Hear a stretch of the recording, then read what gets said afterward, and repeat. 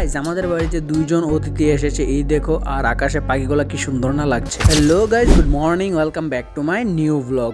আজকে আমি সকাল সকাল ঘুম থেকে উঠে দেখি তারা গতকাল রাতে এসেছিল দুইজন অতিথি। গতকাল রাতে হঠাৎ করে কোথা থেকে এই ঠান্ডার মধ্যে চলে এসেছিল এই দুইজন অতিথি, তারপর আমাদের বাড়িতে রয়েছে। আজকে সকালে উঠোনের মধ্যে তারা দুইজন এখানে খেলা করছিল।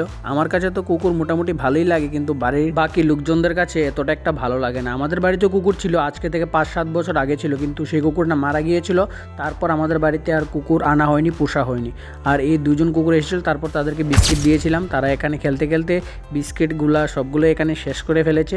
তারপর একটু পরই আকাশের মধ্যে রৌদ্র উঠেছে আর হালকা হালকা বাতাস বইছে। তো ঠান্ডা তো অবশ্যই লাগছে, রৌদ্রের কোনো তাপমাত্রাই শরীরের মধ্যে লাগছে না।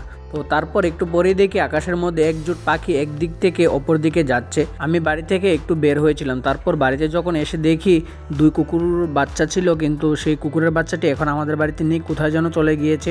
হয়তোবা আবার রাত্রে আসতেও পারে, আবার নাও আসতে পারে। যদি আসে তাহলে নেক্সট ভিডিও তোমরা অবশ্যই দেখতে পাবে। আজকের জন্য ব্লগটা এটুকুই, বাই।